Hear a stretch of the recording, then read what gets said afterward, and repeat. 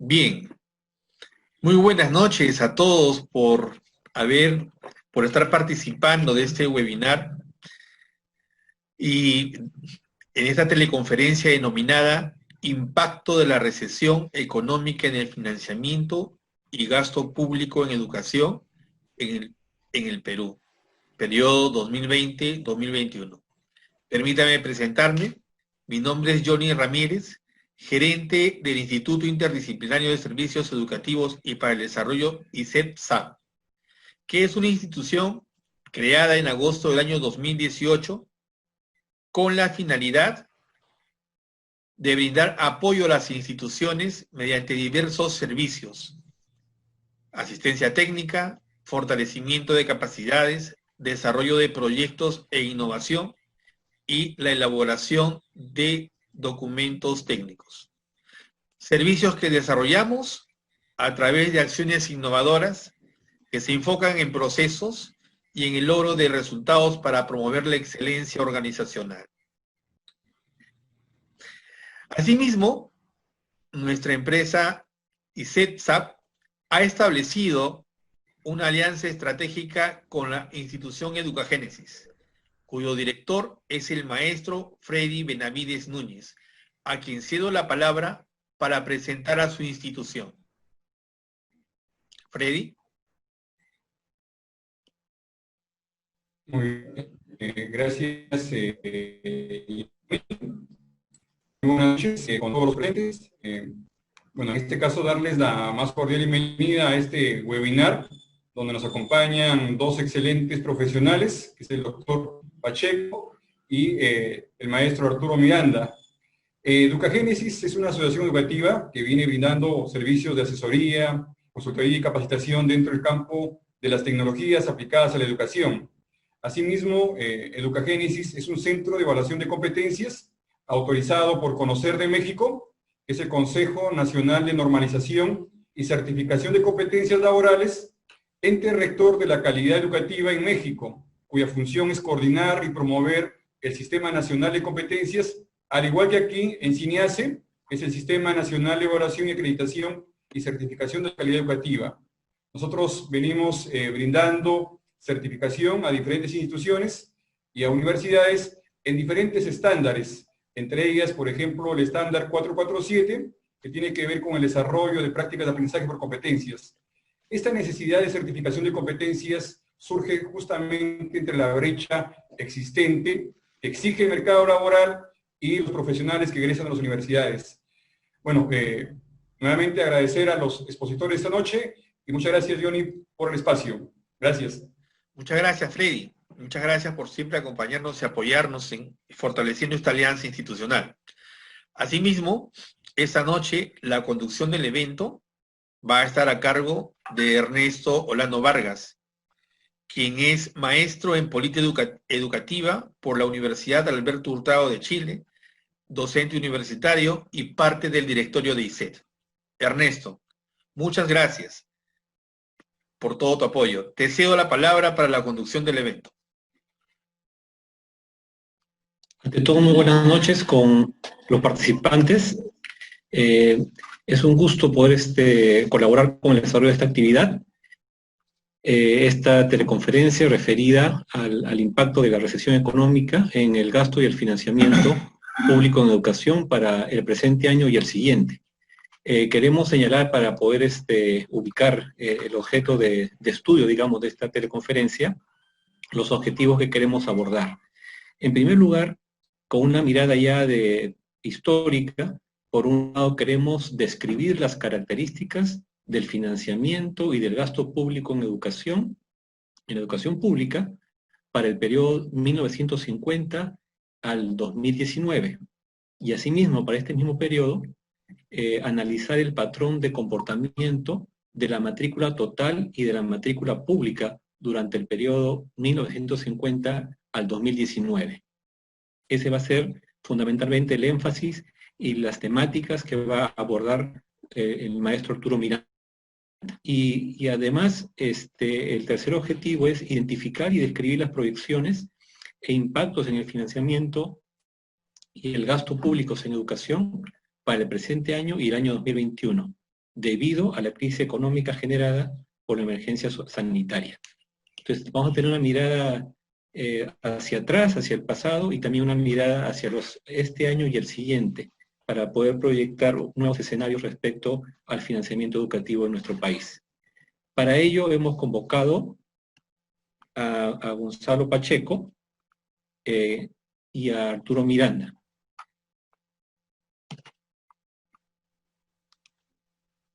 En ese sentido, queríamos señalar que Gonzalo Pacheco Lay es doctor en educación por la Universidad Nacional Mayor de San Marcos.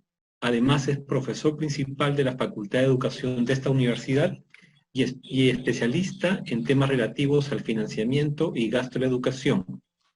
Además, cabe resaltar que es profesor visitante de la Fudan University de la República Popular de China y asociado fundador del Foro Educativo de Perú. Por su parte, el maestro Arturo Miranda Blanco es maestro en economía, valga la redundancia, por la Universidad Nacional Mayor de San Marcos. Asimismo es docente de posgrado en la Universidad Peruana Unión, así como en la Universidad Nacional Mayor de San Marcos. Por otro lado, cabe resaltar que ha sido gestor público en varios sectores, por ejemplo, educación, trabajo y vivienda. Asimismo es director de ISECSAC y miembro del IPP, Instituto de Pedagogía Popular, y asociado fundador de Foro Educativo. Solamente antes de darle la palabra al maestro Arturo Miranda, quien va a empezar con la exposición, queremos señalar de que cada uno de los expositores va a tener 30 minutos para poder establecer las pautas y sus ideas respecto del tema, y luego vamos a ir recogiendo las preguntas a través del chat que va a estar activo durante toda la conferencia. Vamos a leer las preguntas y daremos unos 5 minutos a cada uno de los expositores para que puedan responder a las preguntas que ustedes formulen durante esta jornada de trabajo.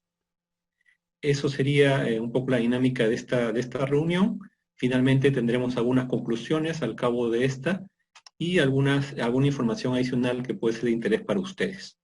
Entonces, sin más preámbulo, vamos a dejar en el uso de la palabra al maestro Arturo Miranda para que empiece con esta parte del evento. Adelante, Arturo, por favor. Gracias, Gonzalo. Mientras vamos fijando la presentación, ¿no es cierto?, que debe ser en algunos minutos, esta intervención mía es para agradecer a los tantos economistas que le han dedicado su vida a la educación y que ahora no están con nosotros, ¿no? En primer lugar, Lucho Biondi, que fue jefe de programación del Ministerio de Educación, hizo un texto autoinstructivo sobre economía y la educación para San Marcos. Él nos dejó hace un tiempo. Otro también es Augusto Barquero Aguirre, un experto en presupuesto y en financiamiento de la educación técnica, ¿no?, que nos dejó algunos legados en unos libros de presupuesto del centro educativo en esa época. Otro economista notable también, Pedro Orihuela, escribió mucho sobre la eficiencia interna de la educación y las tasas de escolarización, que también nos dejó un legado en ese sentido, ¿no? Entonces, mis primeras palabras son de agradecimiento a ellos, que ahora no están con nosotros.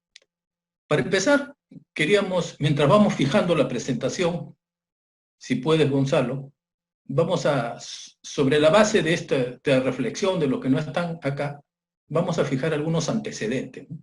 El primer antecedente de este trabajo se remonta a los lejanos años 70, ¿no?, finales de los años 70, la unidad de financiamiento y costos del Ministerio de Educación, que en esa época contaba con una oficina sectorial de planificación, cuando en esas épocas remotas tal vez existía un sistema sectorial de planificación, ¿no?, y el INP, que luego fue cerrado en el gobierno de Fujimori, ¿no? Hasta ahora la historia juzgará, ¿no?, que nos dejó 16 años sin un sistema nacional de planificación. Bueno, en esa época se elaboró un documento titulado Aspectos Económicos y Financieros de la Educación Peruana, 1960-1979, del cual nosotros pudimos aportar en algo. Luego, ¿no?, ya entrados los años 90, se genera una gran crisis de la educación peruana. producto de las sucesivas crisis fiscales y financieras que tenía el Estado, y vino al Perú una misión del Banco Mundial en el año 92 para elaborar un diagnóstico general de la educación e insertar a la educación dentro del circuito económico financiero liderado por el Banco Mundial. Ahí se elabora, ¿no?, un documento llamado Financiamiento de la Educación, que fue elaborado en el año 93, ¿no?, por el Instituto Latinoamericano de Economía y Educación, que en esa época se llamaba la institución que lideró este trabajo. Luego, ¿no es cierto?, más adelante, a través del foro educativo, se elaboró un documento que titulado ¿Cuánto cuesta una educación de calidad? Entonces, en ese momento, elaboramos un documento técnico en el cual, ¿no es cierto?, tanto el doctor Pacheco como el que habla, con el sociólogo Luis Carlos Gorriti, una propuesta de financiamiento de la educación por el lado de la demanda, donde se estableció que era el 6% del PBI, que es un tema que vamos a ver más adelante. Y recientemente, el año 2020, con el doctor Pacheco, elaboramos un documento llamado Financiamiento de la Educación Peruana, que es un artículo científico en la revista de Flaxo Argentina, que nos relanzó nuevamente con el tema. Entonces, luego de este recuento, nuevamente nos hemos juntado con Gonzalo para desarrollar el tema y posteriormente, ¿no?, hacer una propuesta de financiamiento de la educación que garantice una educación gratuita y de calidad para todos los peruanos que así lo requieran. Entonces, ¿me permite compartir Johnny? Claro que sí, está para que puedas compartir. ¿Se ve? Sí, sí observamos, Arturo. Ya, muy bien. Vamos a iniciar la exposición. Como lo dijo muy bien Johnny, el título de la exposición es Impacto de la recesión económica en el financiamiento y gasto público en educación durante el periodo 2020 y 2021. Para desarrollar esta temática, nos hemos planteado, en primera instancia, plantearnos 4 problemas, ¿no? Estos 4 problemas, nosotros, los primeros 3, que son un recuento histórico, lo voy a desarrollar quien habla, y el cuarto lo hace el doctor Pacheco, ¿no?, en ese sentido. Entonces, el primero es qué aspectos del financiamiento de la educación pública de este periodo, 1950-2019, merecen ser destacados. O sea, ¿cuáles son los parámetros planteados para el financiamiento de la educación en ese lapso? En segunda instancia, respecto del gasto público en educación, en el mismo periodo, ¿qué elementos sobresalieron? O sea, ¿cuál es lo más relevante que podemos destacar de eso? Y en tercer lugar, ¿cuál fue el patrón de comportamiento de las matrículas, tanto total como pública, en este mismo periodo? Y, finalmente, el doctor Pacheco nos va a responder ante la crisis económica generada por la emergencia sanitaria, que todos conocemos, qué proyecciones e impactos en el financiamiento de gastos públicos educativos durante los años 20 y 21 se pueden sostener. Entonces, es importante, antes de entrar al desarrollo de la temática que nos ha reunido, identificar fundamentalmente cuáles son las variables, ¿no es cierto?, y definirlas de la misma forma. Entonces, la primera variable, ¿no?, que destaca para el análisis económico-financiero es el Producto Bruto Interno, que es una magnitud macroeconómica que se expresa en el valor monetario, ¿no es verdad?, de la producción de bienes y servicios de demanda final, es decir, consumo, inversión, gasto de gobierno y la diferencia entre la balanza de pagos, ¿no? Al final de un año, o sea, ¿cuántos de bienes y servicios se produce en valores monetarios durante un año?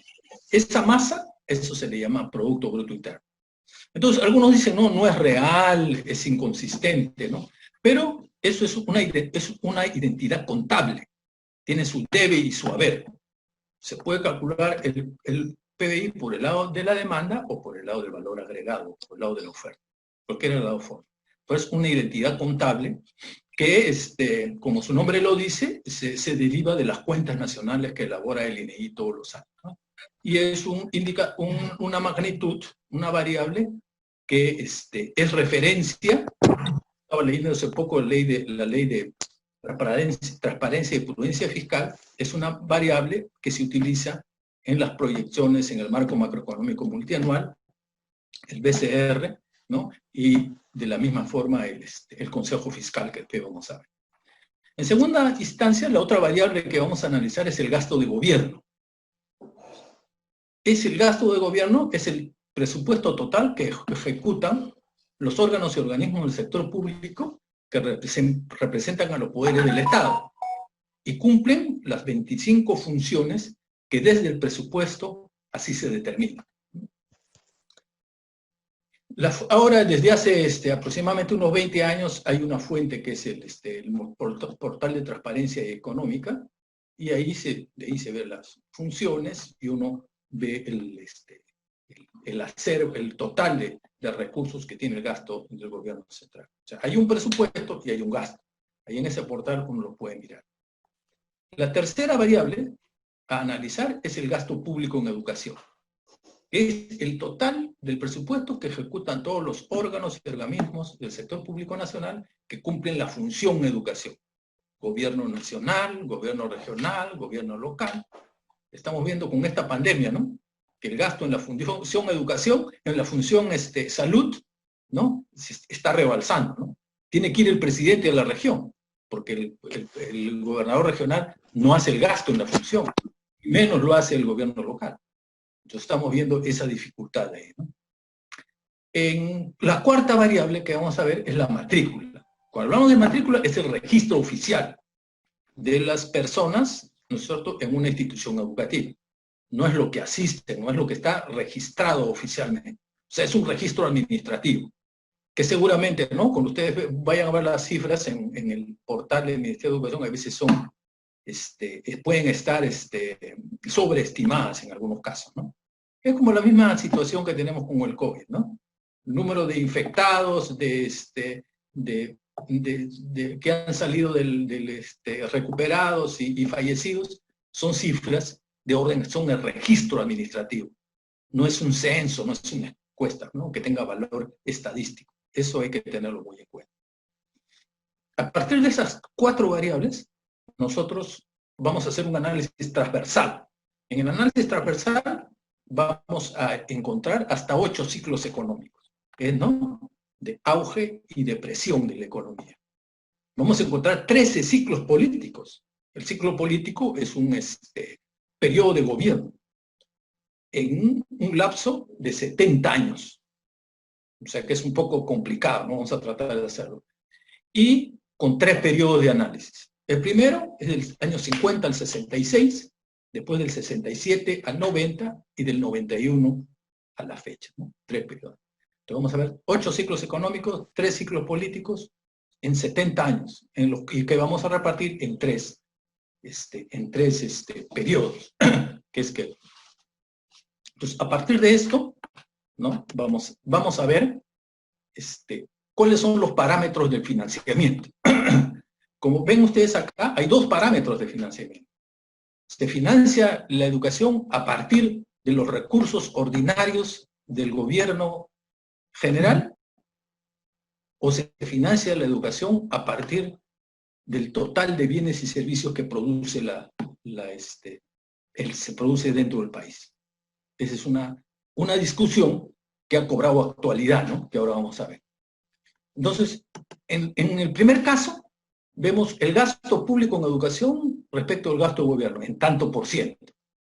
Entonces, en el primer periodo de análisis, vemos que hay un crecimiento sostenido del indicador, con algunas variaciones en el tiempo, del año 50 al año 66. Entonces, el año 66 es un hito, ¿no? ¿Por qué es un hito? Porque se logra financiar la educación con el 30% del presupuesto de la República. Y eso tiene una explicación, ¿no? La primera explicación es que en este 50-66 hay 3 periodos de gobierno. El primer periodo es el gobierno del general Odría, ¿no? Más conocido como el general de la alegría, le decían, ¿no? Porque en esa época no existía Magali, así que no le hicieron ningún empay, pero las leyendas urbanas que decían que era muy, por decirlo muy, le gustaba mucho la noche. Entonces, él disfruta de un entorno económico favorable. ¿Por qué favorable? Porque los principales bienes transables de nuestra economía, nosotros eran demandados por el mundo, pues, porque estamos en la época de la guerra de Corea. Post Segunda Guerra Mundial, guerra de Corea. Entonces, todos esos insumos eran nuestros, mejor dicho, todas nuestras materias primas, porque desde esa época eran de nuestra categoría de primaria exportadora, iban hacia la guerra de Corea, ¿no? Tenía una gran demanda. Entonces, como resultado de eso, teníamos muchos recursos. Entonces, con esos recursos se genera un gran programa de infraestructura, ¿no? Que se prolonga durante muchos años. Entonces, es así, ¿no es cierto?, que el general Odría y el general Mendoza, que era su ministro de Educación, deciden, ¿no es cierto?, una política de incorporación de la población al sistema educativo. Se incorporan masivamente. Y para tal efecto se construyen las grandes unidades escolares en capitales de departamentos del Perú. Y de otro lado, no solamente eso, ¿no?, sino se crean los núcleos escolares campesinos en esa época. O sea, ahí empieza a verse la educación rural como una... todo esto, este asistencialismo odrillista se legitima con el tiempo. Una segunda etapa es el gobierno de Manuel Prado, ¿no? El gobierno de Manuel Prado termina también con un golpe militar, ¿no?, para variar. Entonces, también tiene hasta cierto tiempo logra una estabilidad económica, producto del ciclo anterior, pero se choca con una crisis de balanza de pagos. Entonces, él logra estabilizar la economía a través de un shock ortodoxo, ¿no? Para eso convoca al ministro, para ser ministro Pedro Beltrán, ¿no?, que es el histórico del liberalismo peruano, ¿no? Pongan Pedro Beltrán en el Google y van a entender eso. Entonces, entonces, en este periodo ya la política educativa se empieza a institucionalizar, ¿no? Entonces, Basadre hace el llamado inventario de la educación peruana y se empieza a hacer documentos de planificación educativa. Y a renglón seguido viene el primer gobierno de Belaúnde, que inicia un periodo de industrialización por sustitución de exportaciones, diré, y sigue el populismo, ¿no? Y llega hasta el año 66. ¿Qué pasa en el año 66? Enfrenta un desafío que tiene, ¿no? Su primer desafío, ¿no es cierto?, es los problemas estructurales de educación. El primero es la cobertura, o sea, que todos los estudiantes se incorporen al servicio educativo. Segundo, es mejorar la capacidad instalada que ya traía del odriguismo. Y el salario magisterial, muy fundamental, pues. Entonces, eso empieza con la vigencia de un escalafón magisterial que a la luz, dicen algunos, fue bueno en su concepción, pero malo en su aplicación.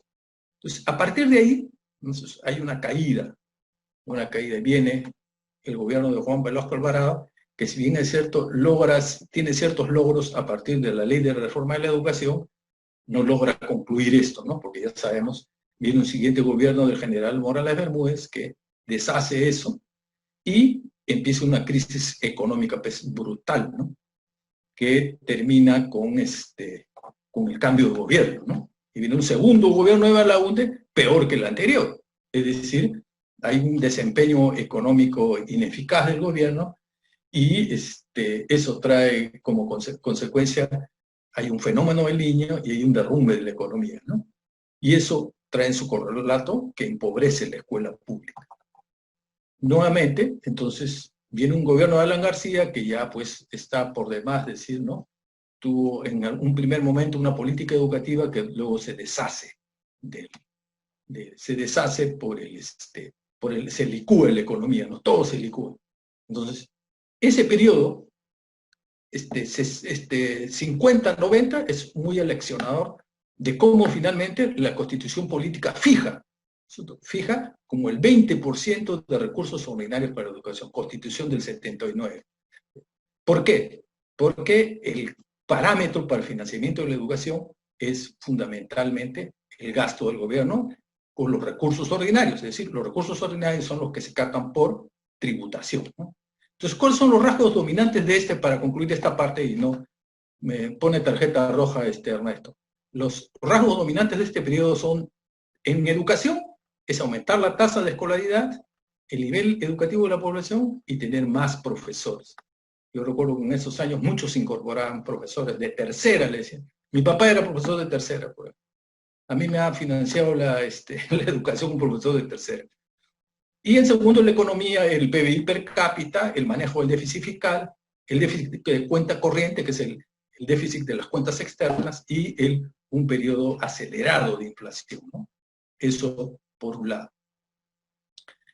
A renglón seguido, ¿no es cierto?, vamos a ver el otro parámetro. Entonces, este parámetro demuestra gasto público en educación respecto al gasto de gobierno, demasiada volatilidad, porque el gasto de gobierno es fundamentalmente un gasto que sigue el ciclo político. El gasto en público se mueve fundamentalmente por el ciclo político. Entonces, demuestra ser un parámetro poco robusto para determinar el volumen de recursos que necesita la educación. Entonces, acá vamos a hacer la segunda referencia, ¿no? Que es un indicador clave de financiamiento, que es el gasto público respecto del PBI, que es ahorita lo que se está discutiendo, ¿no? Porque ya hemos dicho que el gasto público respecto del PBI, ¿no?, es lo que ahora es la discusión, pues, ¿no? Si se hace una reforma constitucional y se pone nuevamente, regresamos a hace 40 años, ¿no? Hace 40 años dijimos 20% de los recursos ordinarios del gobierno central, ahora estamos a hacer 20%. Pero eso por sí solo va a solucionar la situación. Eso lo va a responder Gonzalo en unos minutos. Entonces, luego de la crisis de los 90, ¿no?, y de la recuperación del sistema democrático, si lo podemos llamar así, cambia el parámetro, ¿no? Ahora vamos a calcular el financiamiento de la educación sobre la base del parámetro gasto en educación PBI. Entonces, ahí hay un parteaguas, ¿no? Porque luego de la recuperación de la democracia, el acuerdo, foro educativo, el acuerdo nacional, ¿no es cierto?, y todas las instituciones de la sociedad civil, quedamos en que la meta a lograr era 6%. Y para lograr ese 6% teníamos que avanzar 0.5 a cada año, ¿no? Estuvimos cerca durante la gestión del ministro Saavedra, ¿no? Cerca, pero no hemos llegado a ese nivel, ¿no? ¿Por qué? Porque mire, del 2.2 que teníamos en el 90, estamos en el 2019 en 3.8, aproximadamente, pues las cifras todavía están en revisión. Entonces, ¿qué cosa es lo que pasa a partir de los 90? ¿No? En educación ya se empieza a hablar del rendimiento académico, de la evaluación docente, de las competencias del profesor, entre el tema de la gestión privada. Ustedes saben que a partir de los 90 ya viene, como viene este diagnóstico general de la educación que les expliqué en un primer momento, trae como resultado un programa, ¿cómo se llamaba? Programa de mejoramiento de la educación primaria, una cosa así, ¿no? Entonces empiezan a darse pues capacitación docente, empiezan a diseñarse las pruebas. ¿Recuerdan la prueba del laboratorio latinoamericano de medición de la calidad de la educación? Esos resultados no se presentaron durante el gobierno de Fujimori. ¿Por qué? Porque estábamos en último lugar, ¿no? Y el lema de Fujimori era decir, ser los mejores de América Latina. Entonces no conviene. De ahí en adelante se empezó a manejar eso en términos de educación. Y en términos de economía ya se empezó a hablar como rasgo dominante de este periodo en el índice de desarrollo humano, en la teoría del capital humano, ¿no?, y en la inversión pública nacional y extranjera, ¿no? Entonces cambia el sentido, el parámetro del gasto en educación respecto al gasto de gobierno, gasto en educación respecto al PBI. Esto hay que resaltar que todas las variables macroeconómicas, todas están ancladas al PBI, todas. Presión tributaria, por ejemplo, déficit fiscal, etcétera, etcétera, reservas internacionales, todo está anclado al PBI. Entonces, en este caso también el gasto público en educación está anclado al PBI por esto, ¿no? Eso lo habla un poco la Ley de Prudencia y Transparencia Fiscal. Entonces, esto en lo que a financiamiento se refiere, ¿no? Seguro que ustedes deben tener muchas preguntas acá de lo histórico. Entonces, pasamos a el tema del gasto. Entonces, tenemos en esta presentación, tenemos dos indicadores más, ¿no? O una variable y un indicador, por ejemplo, ¿no? El que está con rojito es el gasto público en educación, que va subiendo del 50 hasta el año, estos son 70 años de recorrido, miren. Y el otro es el gasto, es la matrícula respecto al gasto. Podemos decir el gasto por alumno, que también tiene el mismo trayecto, ¿no? Tiene el mismo trayecto. Lo que pasa es que uno está calculado con el eje izquierdo y otro con el eje derecho. No se vayan a equivocar, ¿no? El rojo, que es el gasto, está con el eje, con millones, que está con el eje izquierdo, y el azul con el eje derecho, ¿cierto? Entonces, ¿esto qué nos dice, no? Que en términos de política económica es un instrumento de la política fiscal, ¿no? Y el presupuesto, ¿no? Y su empleo del gasto público en educación depende, pues, del diseñador de la política económica. Si es una política ortodoxa o heterodoxa, ¿no? Si es ortodoxa, utiliza el gasto público para incentivar la demanda. Por ejemplo, construcción de colegios. Por un lado. La oferta, diré, ¿no? Construcción de colegios. Sin embargo, si es más heterodoxo, utiliza el gasto público para incentivar la demanda, ¿no es cierto? Más salarios, ¿no es cierto? Y más subsidios a los padres de familia, ¿no? Entonces, acá se puede ver que los decisores de la política económica designan la asignación por estudiante en función del nivel del Producto Bruto Interno. ¿Por qué? Porque el gasto de gobierno, como decía, obedece al ciclo político, ¿no? Y al parecer, porque él es muy volátil, sin embargo el Bruto Interno es menos volátil que el gasto, ¿no? Ese es un trabajito que hice yo en mi tesis de maestría y hace muchos años. Estimado Arturo, por si acaso te están quedando 5 minutos, lamentablemente, porque sé que tienes muchas cosas más que exponer, pero a ver si te puedes ajustar un poquito, por favor. No me sigas trayendo malas noticias, nomás es lo único que te pido. Adelante, adelante. Entonces, vamos a tratar de concluir, finalmente, con la matrícula, ¿no? Entonces, acá esta tabla tenemos dos curvas, ¿no? La primera, ¿no es cierto?, que tiene que ver con la educación pública, ya que está la línea un poco más clara, ¿no? Y la otra es total. Entonces, la diferencia, o sea, esa brecha que ven es la diferencia, esa diferencia es la educación privada, ustedes pueden ver, ¿no? Entonces, hasta la línea oscura es la matrícula total. Y la de abajo, la clara, es la matrícula pública. Entonces, a partir del año 50 en adelante, ven cómo va creciendo esa diferencia, ¿no? Hasta lo que estamos ahora, ¿no? Ya no sabemos qué va a pasar después de la pandemia, ¿no? Si la matrícula privada va a seguir creciendo o lo va a absorber la matrícula pública, no lo sabemos. Eso es algo que vamos a discutir con Gonzalo. Entonces, en la primera parte, ¿no es cierto?, que vemos en el primer periodo de análisis que le decía del 50 al 66, había incorporar a los estudiantes de a la escuela pública o al sistema educativo en general a cualquier precio, ¿no? Y eso implicaba dos cosas, ¿no? Que tenían una extraedad porque ingreso tardío o una extraedad por repetición, ¿no? De tal manera que en el año 1965 había una repetición de casi el 55%. Entonces, en las épocas que nosotros estábamos en el colegio, ¿no es cierto?, podía haber un alumno de tercero de secundaria de 13 años, pero puede haber un alumno de tercero de secundaria de 20 años, ¿no? Eso era común ver en el colegio. O en mi colegio era así, ¿no? En otros colegios lo hacían A, B, C, D, ¿no? Con todas las letras del abecedario, secciones, ¿no?, que eran estudiantes mayores, ¿no? Sin embargo, esa evoluciona más adelante, ¿no es cierto? Ya ese concepto de mayor escolarización muta a un concepto de ya no cobertura, sino mayor calidad, ¿no? Entonces, para incorporarse en ese sistema, había que tomar algunas pruebas, ¿no? Para saber en qué momento, en cómo estaba, ¿no? Entonces, nos aventuramos en el año 2000 a la prueba PISA, ¿no? Con los resultados que ya todos conocemos, ¿no? Puesto 41 de 41. Hemos estado imbatibles en el último lugar, ¿no? En esas pruebas. Pero eso no nos desanime, ¿no? Entonces, eso, esta tendencia decreciente que vemos ya de la curva de crecimiento poblacional se debe fundamentalmente a la reducción de la tasa demográfica por la descensión de la fecundidad también, ¿no?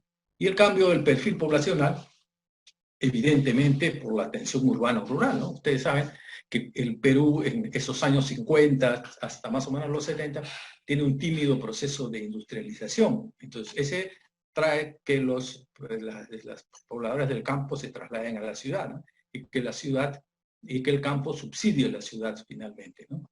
Entonces, ese proceso de la matrícula responde a ese fenómeno económico y social, ¿no es cierto? Que finalmente es el producto de la masificación educativa. Entonces, muy bien. Pues eso es lo que yo sé que podemos conversar mucho más de esto porque ustedes tienen una visión histórica del tema, pero es algunos elementos que yo rápidamente he podido sacar y que vamos a poder analizar al final de esta exposición. Gracias. Te paso, Gonzalo. Sí, adelante, doctor Gonzalo.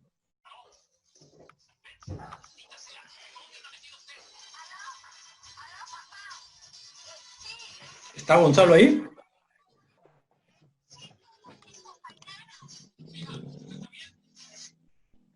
Doctora, le sugiero salir y nuevamente ingresar al enlace. Una vez que ingresa al enlace, el Zoom le pregunta, ¿usted quiere ingresar con audio de la computadora? Y les puede aceptar, porque si le pone no aceptar, entonces va a ingresar usted, va a poder ver, pero no va a poder usted ni hablar, y de repente...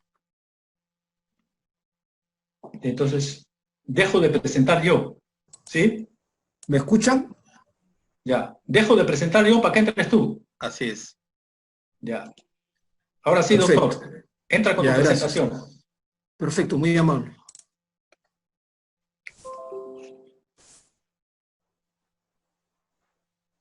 Fantástico.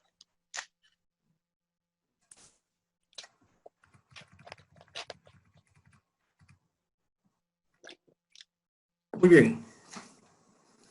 Quisiera saber si están observando la diapositiva con respecto a los tópicos que estamos desarrollando. Sí, sí. Sí vemos. Okay. Sí, perfecto. Bueno, buenas noches a todos ustedes. Me sumo también al agradecimiento a los organizadores. Primero, por entender la importancia que tiene en esta coyuntura todo lo relativo a la educación. Estamos en un momento de quiebre y a partir de esta lectura creo que en el futuro van a haber nuevos escenarios que van a ser muy diferentes a que hemos venido observando hasta el presente. Mi disertación va a tener que estar relacionada con las proyecciones y el impacto. Esto implica, en palabras breves, hablar sobre los hechos y los supuestos, proyectar el Producto Bruto Interno, dar cuenta acerca del coeficiente estructural de elasticidad, que es el modelo que hemos adoptado para hacer la proyección del gasto educativo público o del gasto público de educación, hablar del gasto público de educación a Producto Bruto Interno, el gasto público de educación por estudiante, indicar el impacto, las conclusiones y finalmente dar cuenta acerca de las referencias. Bien, a mí particularmente durante las últimas semanas me ha llamado la atención un conjunto de declaraciones de personalidades que están vinculadas a organismos que deciden en la coyuntura presente. Diría que sus declaraciones tienen un sentido de impacto. La primera le corresponde a Julio Velarde. Julio Velarde es el presidente del Banco Central de Reserva del Perú. El 19 de junio del año en curso dijo lo siguiente: yo no he vivido una situación como esta nunca. En un trimestre hemos perdido lo que perdimos en varios años de la Gran Depresión. Él está haciendo una comparación entre las decisiones adoptadas en materia económica durante los meses de marzo y abril, y esa decisión ha tenido como consecuencia un desplome de la actividad económica, magnitud que la vamos a ver entre breves momentos. Y ese desplome, según la lectura del presidente del Banco Central de Reserva, puede ser comparable con lo que ocurrió en la década del 30 del siglo pasado, cuando las economías desarrolladas entraron a un proceso de depresión. La gran diferencia es que lo que ha ocurrido acá en un trimestre ocurrió durante la Gran Depresión en un periodo de tiempo de 5 a 6 años. La segunda declaración, que también tiene un sentido de impacto, le corresponde a Tedros Ghebreyesus, que es el director general de la Organización Mundial de la Salud. Él declaró 3 días después de lo que dijo el doctor Julio Velarde. Sabemos que la pandemia, dice el director general de la Organización Mundial de la Salud, es mucho más que una crisis sanitaria. Es una crisis económica y social, y en muchos países política. Sus efectos se sentirán durante décadas. Yo entiendo el sentido de lo expresado por el director general de la Organización Mundial de Salud a partir de los efectos que pueden adoptar dos posturas. Posturas negativas y posturas positivas. Entiendo que lo que estamos viviendo en el presente tiene un efecto negativo. Entiendo que lo que puede ocurrir de aquí a los próximos años puede tener un sentido de oportunidad. Entiendo que la educación va a entrar en una zona de viraje. Por ejemplo, hoy en día a través de la educación en distancia estamos observando cómo es que las nuevas tecnologías de la información y la comunicación se posicionan. Entiendo además que la inteligencia artificial empieza ya a tener una presencia cada vez más en los centros de formación de la educación superior. Por supuesto que estos efectos que se están desarrollando pudieron, en el caso peruano, ser previstos décadas o lustros atrás, en la medida en que situaciones de esta naturaleza eran de naturaleza previsible. Y la tercera declaración es de María Antonieta Alba, la ministra de Economía y Finanzas del Perú. Ella, el 10 de julio, dijo lo siguiente: habría que recortar presupuesto de otros sectores para darle 6% a la educación. En otras palabras, ella está vaticinando la disputa por los escasos recursos. Dicho de otra manera, vamos a entrar en una etapa de tensión para saber qué monto, a qué sector se le va a ser asignado. Esta disputa, por supuesto, va a estar centrada fundamentalmente en los recursos del Tesoro Público, a través de la recaudación de los impuestos. Entonces, estas 3 declaraciones son el punto de partida para poder ir desarrollando paulatinamente la propuesta en el marco del contexto que estamos entendiendo como tal.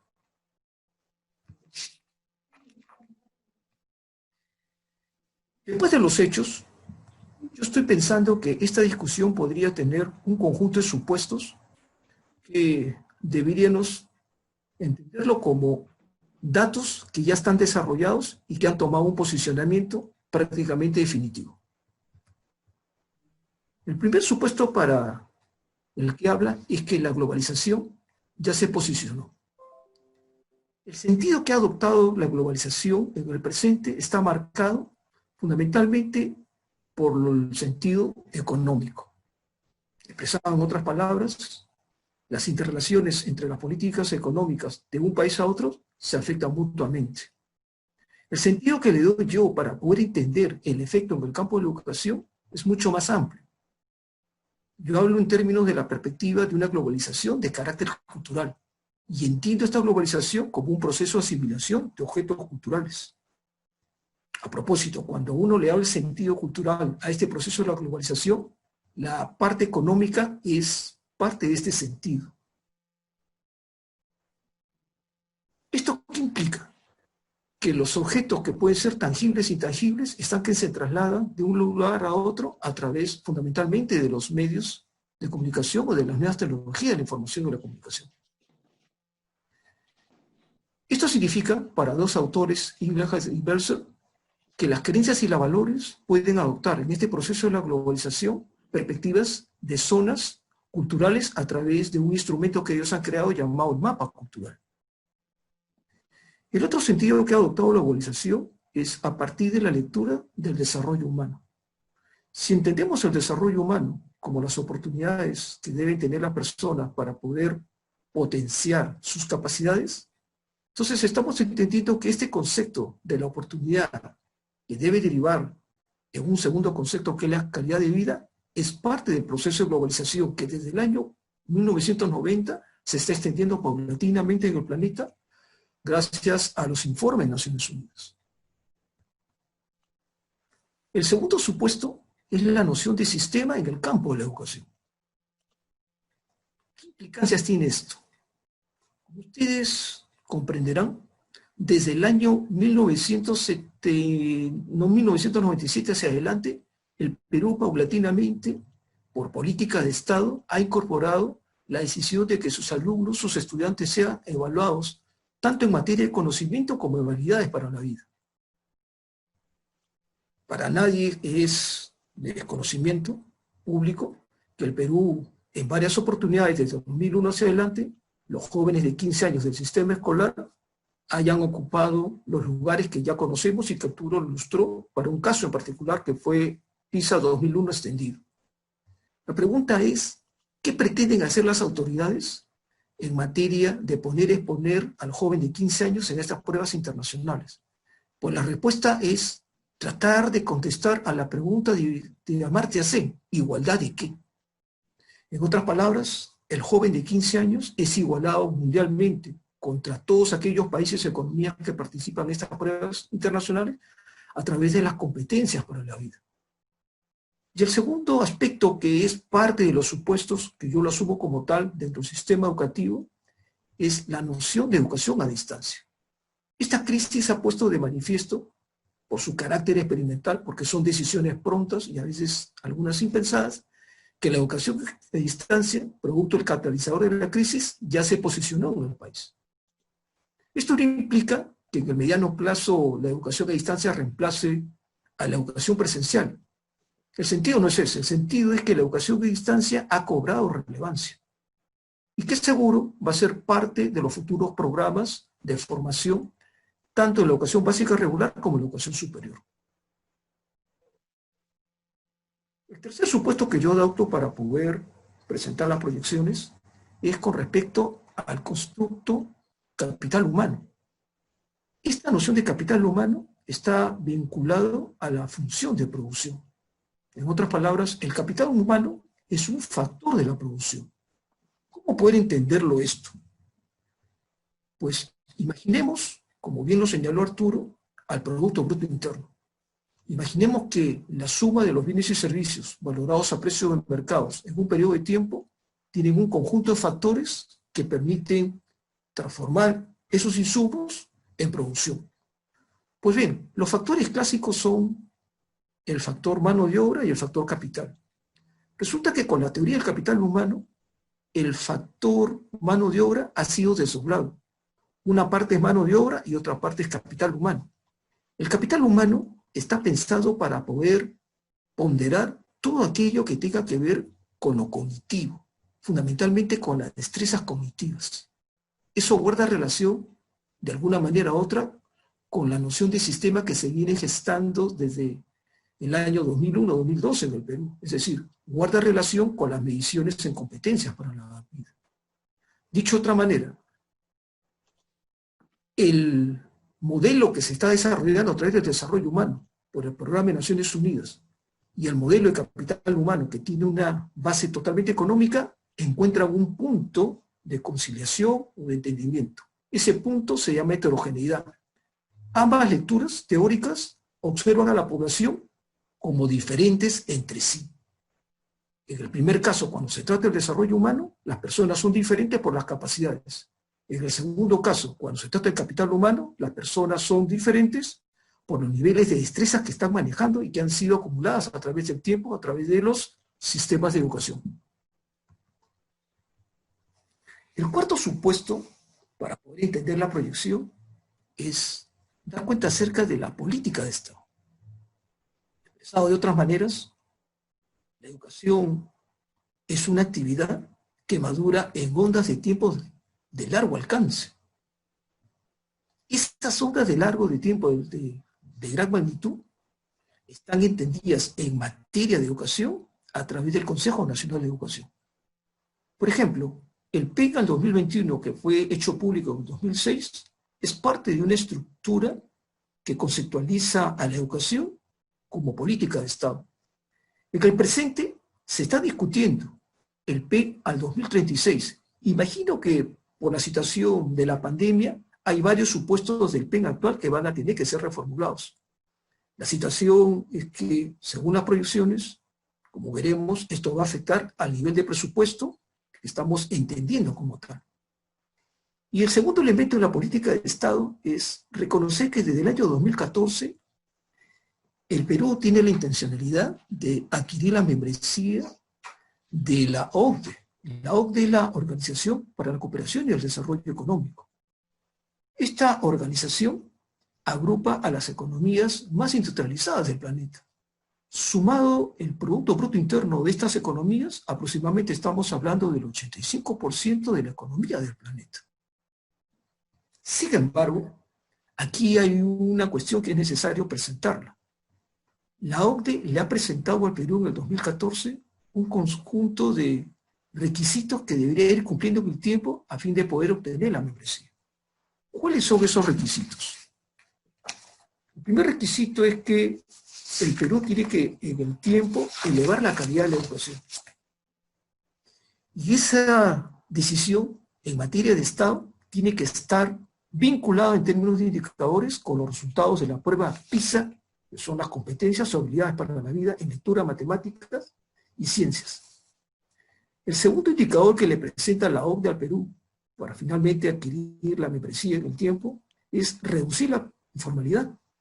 En el 2014, en el acuerdo de las partes, el Estado peruano reconoció que en ese año la informalidad rayaba el 60%. Expresado de otra manera, de cada 100 personas que están ocupando un puesto de trabajo, 60 lo hacen en el sector informal.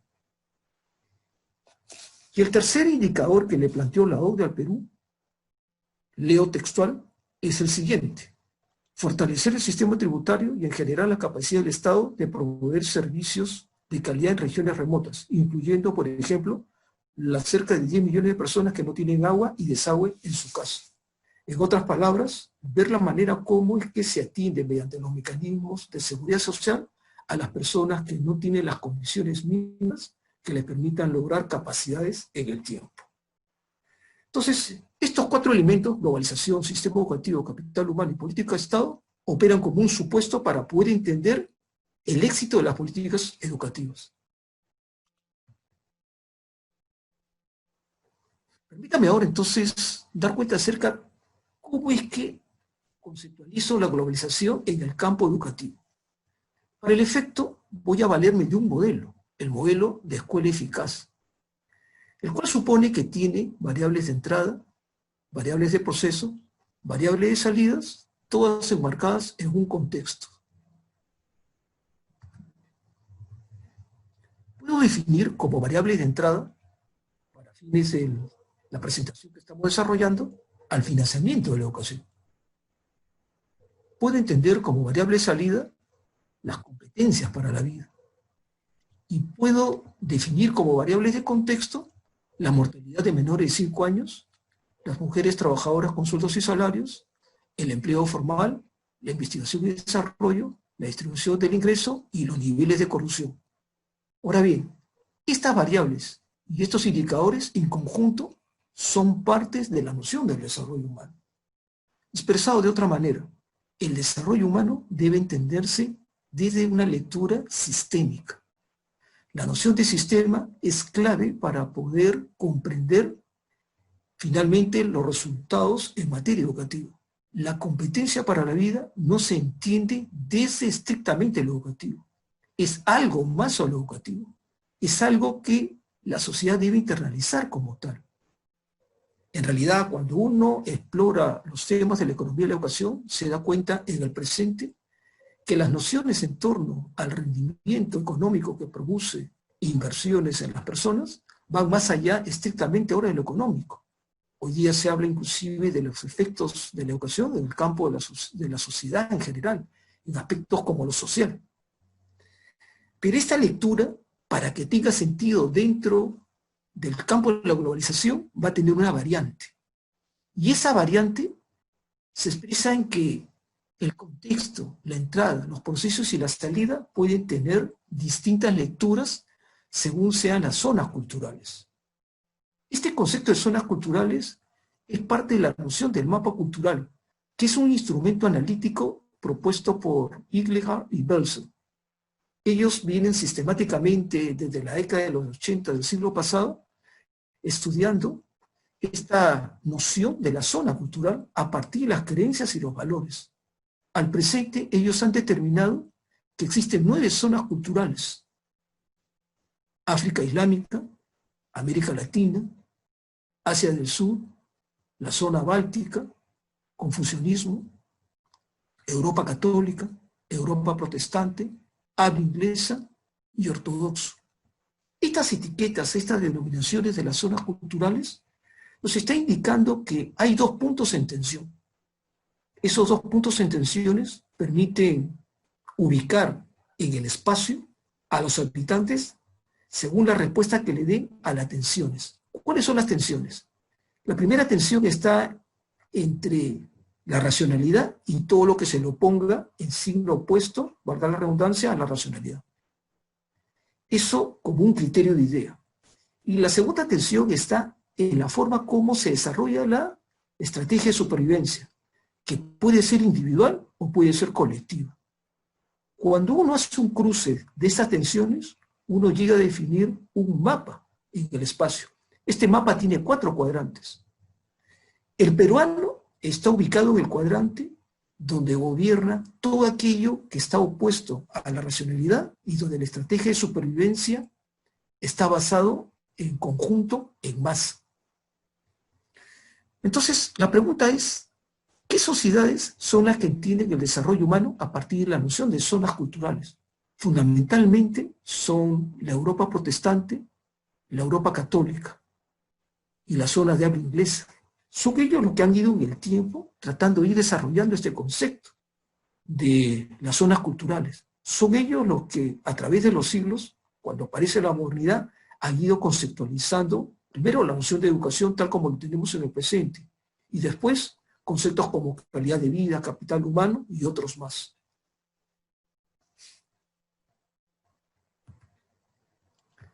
El siguiente aspecto está relacionado ya básicamente a las proyecciones, basados en los elementos anteriores.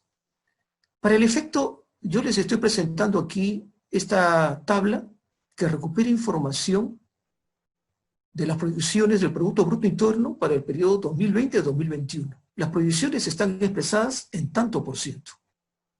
Los organismos con los cuales he podido recuperar la información son el Banco Mundial, la CEPAL, el Fondo Monetario Internacional, y en cuanto a los nacionales, el Banco Central de Reserva y el Ministerio de Economía y Finanzas. En cuanto al Ministerio de Economía y Finanzas, estoy hablando del Consejo Fiscal. Para poder entender la magnitud de lo proyectado en tanto por ciento, es menester tener presente la fecha de la proyección. En algunos casos corresponde al mes de junio, otros al mes de julio, otros al mes de abril. ¿Qué ocurre? Ocurre lo siguiente. Según la tabla que estamos observando, todos los organismos internacionales, llámese Banco Mundial, CEPAL y Fondo Monetario Internacional, proyectan un crecimiento negativo del PBI mundial, latinoamericano y peruano para el 2020. Por ejemplo, el Banco Mundial estima que en 2020 la caída va a ser aproximadamente de menos 5,2%. Para Latinoamérica en conjunto, menos 7,2%. Para el Perú, menos 12,0%. De hecho, junto a la CEPAL, junto al Fondo Monetario Internacional, pero sobre todo la CEPAL, la economía peruana es la que presenta el crecimiento negativo más profundo. En el caso de la CEPAL, su pronóstico para el año 2020 en términos del crecimiento del Producto Bruto Interno es menos 9.1%. Para el Perú, menos 13.0%. Veamos, en el caso de los organismos nacionales, el Banco Central de Reserva estima que en el 2020 la caída será menos 12.5%. Y en el caso del Consejo Fiscal, como dije hace un momento, es un organismo dependiente del Ministerio de Economía y Finanzas, ellos han tenido la necesidad de plantear 4 escenarios. El escenario 1, 2, 3 y 4. Y cada escenario va en orden de profundidad de la magnitud de la crisis. De tal manera que el escenario 1 se proyecta un decrecimiento de menos 10% del Producto Bruto Interno. Y el escenario 4, la cantidad dobla a menos 0%. ¿Cuál es la proyección para el periodo 2021 o para el año 2021? Pues bien, todos son positivos. Todos, absolutamente todos. Sin embargo, hay algo que merece ser observado. Lo que ocurre es que, como veremos más adelante, el periodo de crecimiento proyectado para el 2021 no alcanza o no nivela con la caída generada en el 2020. Si nosotros hacemos una suma algebraica, en todos los casos, salvo el del Fondo Monetario Internacional, siempre hay una posición de déficit en materia de crecimiento. Entonces, ¿qué hemos hecho con Arturo? Adoptamos una decisión. La decisión es que consideramos las tasas seleccionadas para la proyección, la del Banco Mundial, la del Banco Central de Reserva y la del Consejo Fiscal, supuesto número 2. En base a estas tasas, nosotros realizamos la proyección.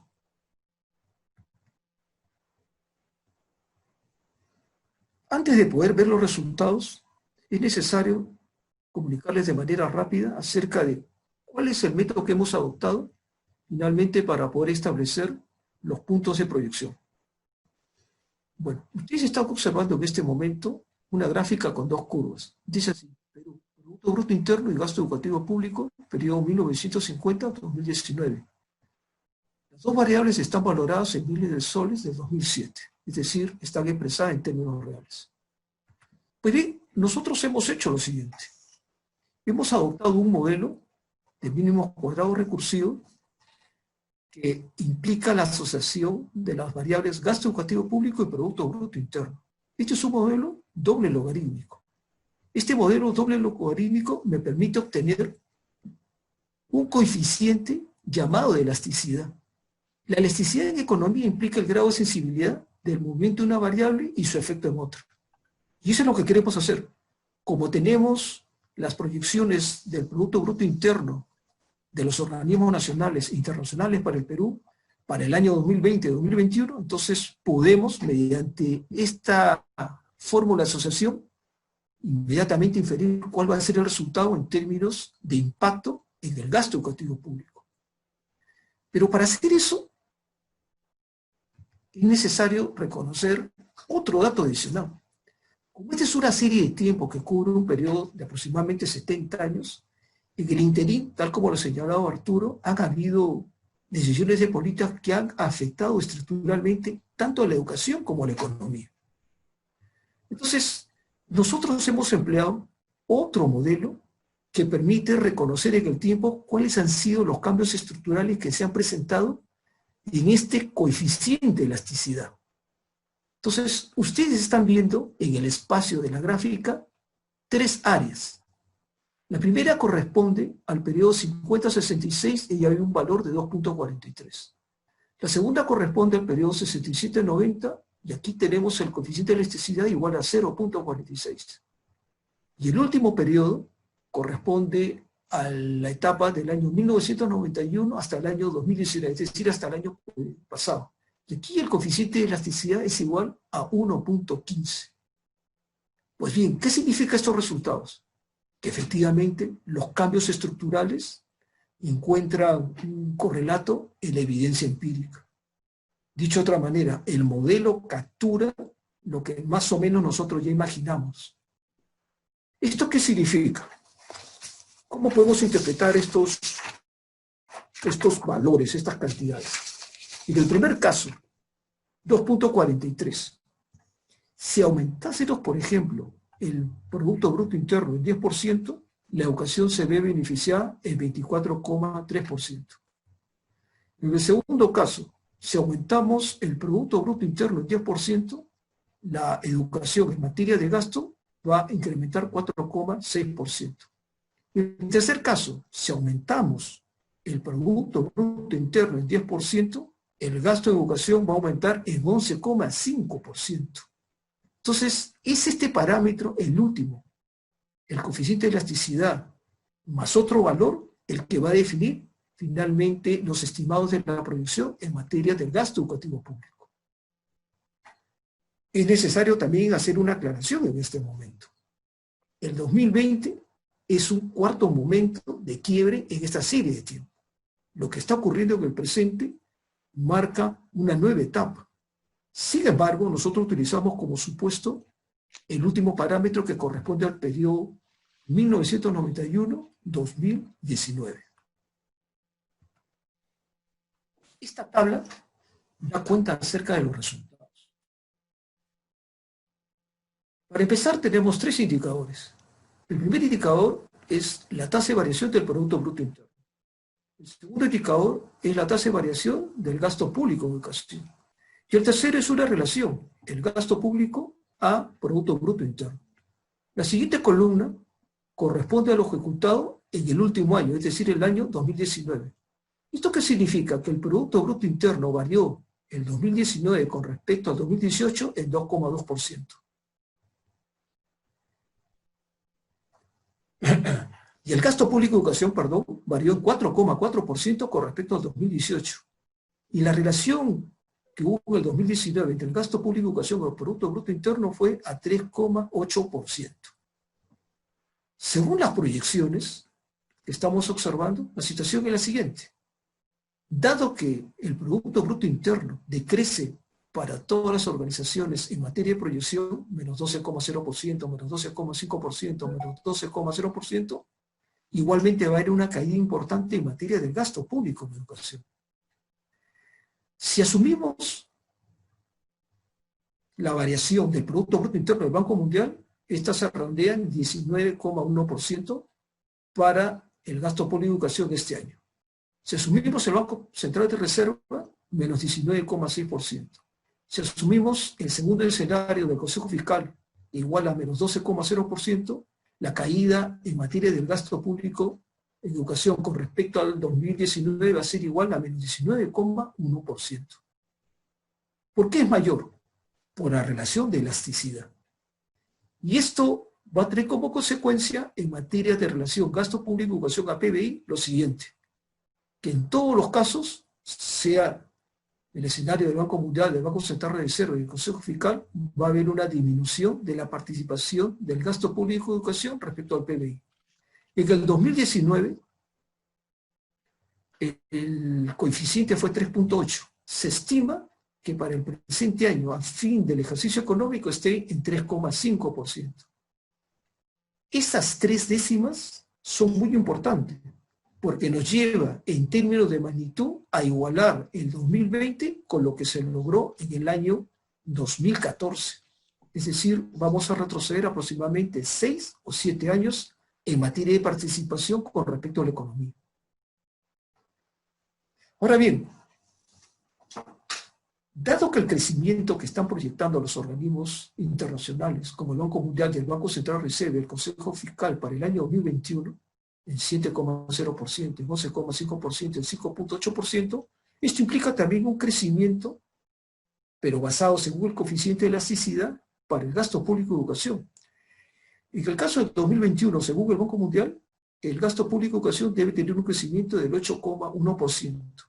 Si ustedes hacen la diferencia, todavía no igualamos, ¿no es cierto?, a lo que se tuvo en el año 2019. Lo mismo ocurre para las cifras proyectadas del Banco Central de Reserva y del Consejo Fiscal.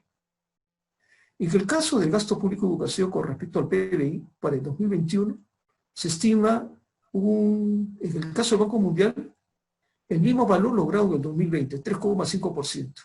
En el caso del Banco Central de Reserva, un crecimiento de 0,1 a 3,6%. Y en el caso del Consejo Fiscal, se mantiene constante a 3,5%.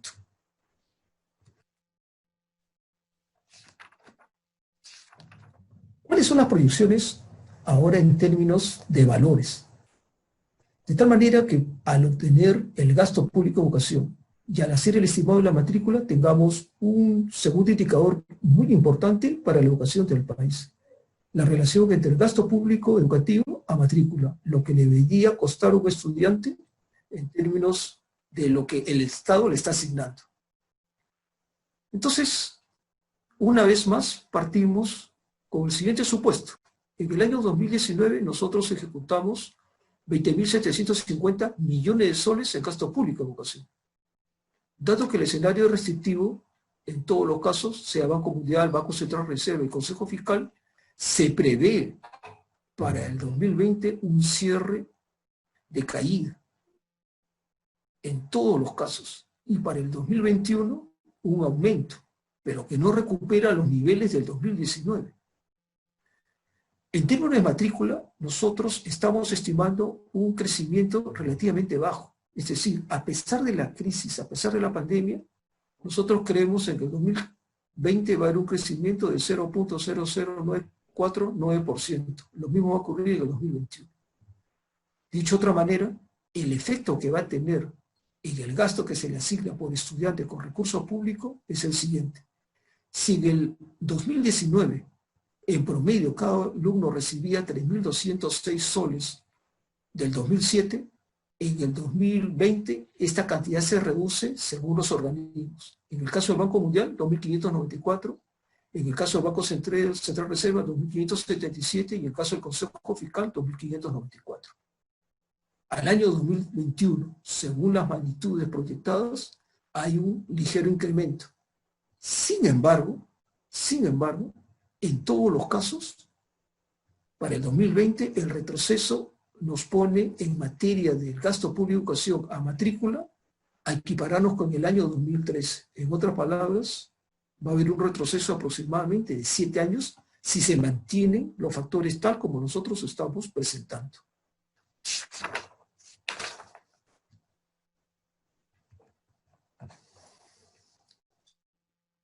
Esta imagen que estoy presentando corresponde a un diagrama de dispersión, junto a la siguiente que la voy a presentar en breve momento, me permite hacer una aclaración con respecto a la noción de sistema. Nosotros hemos partido con Arturo considerando como premisa la noción de sistema en el campo de la educación. Dicho de otra manera, la plata es importante, pero no resuelve el problema de la educación del país. Si es que no entendemos la educación a partir de la relación sistémica que debe desarrollarse y que combina con la lógica del desarrollo humano. Por ejemplo, acá estamos estableciendo la relación entre el gasto público de educación, entendido como porcentaje del Producto Bruto Interno, y las competencias para la vida. Miren, el Perú está en este punto. Aproximadamente, ¿no es cierto? Si ustedes observan hacia arriba... Estimado Gonzalo, sí. Disculpa, te quedan unos 3 minutos para poder culminar. Ya, correcto, voy a acelerar. Si ustedes observan... No, tranquilo, pero eso es lo que queda realmente. Correcto, muy amable es esto. Se van a dar cuenta que existen economías o estados como Singapur, Macao, Hong Kong, China, que le asignan prácticamente lo mismo en materia de gasto público de educación a la educación. Sin embargo, tiene resultados en competencias para la vida superiores, y superiores a la gran mayoría de países del mundo. Son ellos los que están liderando este proceso. Dicho de otra manera, el gasto público de educación, siendo importante, no es determinante al final, si es que no actúan otras variables tal como las vamos a presentar de manera rápida. Lo mismo ocurre cuando asociamos el gasto público de educación por estudiante de primaria con las competencias para la vida. Es decir, siendo una variable importante, siendo un indicador fundamental, no se entiende este indicador por sí mismo, si es que no se le asocia con otras dimensiones de la realidad.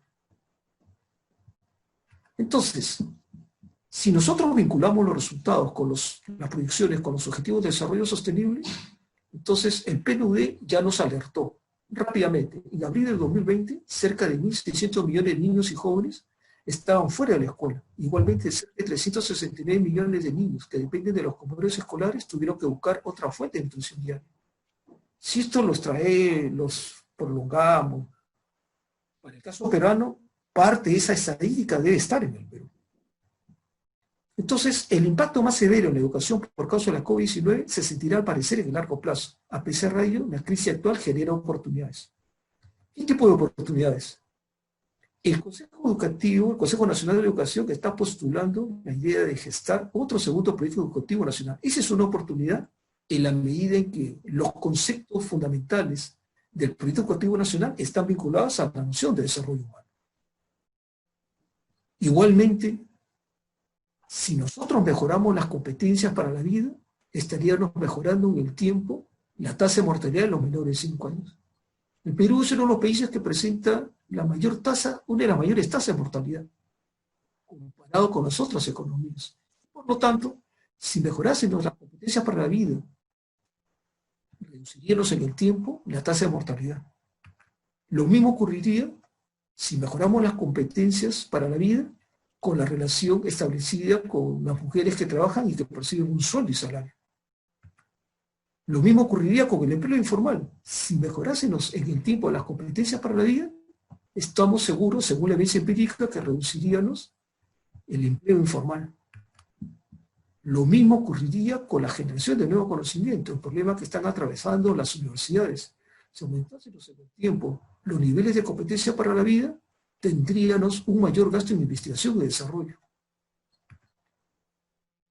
Si mejorásemos las competencias para la vida, también mejoraríamos la distribución del ingreso.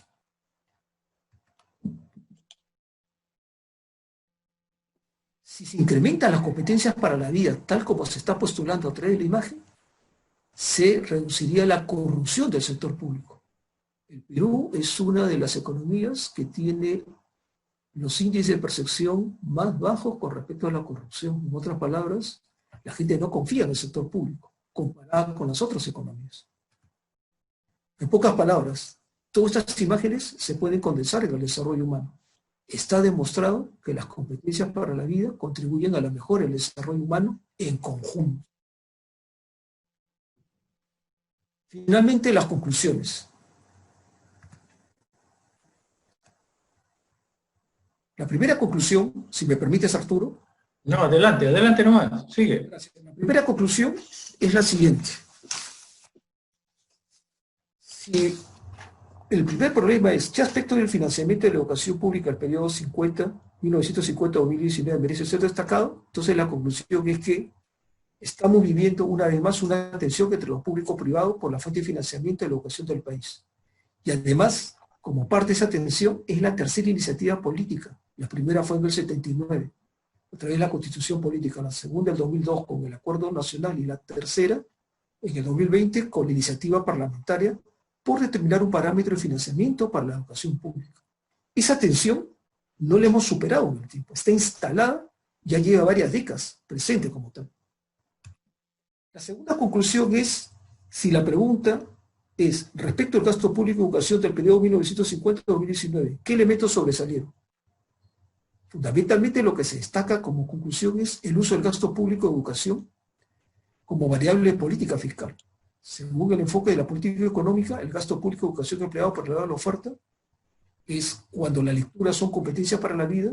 Aquí el predominio lo tiene el capital humano como factor de la producción y por el lado de la demanda, cuando los grupos sociales presionan por más y mejor educación. La tercera conclusión es con respecto a la pregunta 3. ¿Cuál fue el patrón de comportamiento de las matrículas totales y públicas durante el periodo 1950-2019? Y la conclusión es que finalmente ha concluido la masificación escolar en el año 2019 y hemos entrado desde el 2001 a una etapa de superposición. Esto implica que las competencias para la vida están superpuestas sobre la tasa de escolaridad como indicadores salidas de la educación. Al mismo tiempo, la estadía escolar es un rasgo presente en la matrícula.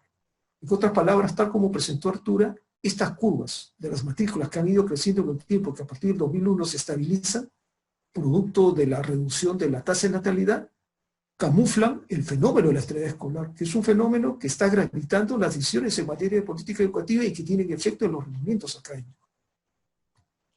Y la última conclusión es con respecto al cuarto problema. Ante la crisis económica generada por la emergencia sanitaria, ¿qué proyecciones e impactos en el financiamiento y gastos públicos educativos durante los años 2020 y 2021 se pueden sostener? Y aquí la conclusión es la siguiente. La mayor contracción del gasto público de educación respecto a la PIB durante el 2020, el crecimiento proyectado en 2021 del gasto público de educación no iguala al nivel del 2019. Es el momento para incrementar y recomponer el gasto público de educación, bajo una condición, supeditada a la decisión a la noción de sistema de desarrollo humano, por los argumentos que hemos visto hace un momento. Bien, colegas, estas son las referencias que están a disposición de todos ustedes. Gracias, Ernesto. Gracias, colegas.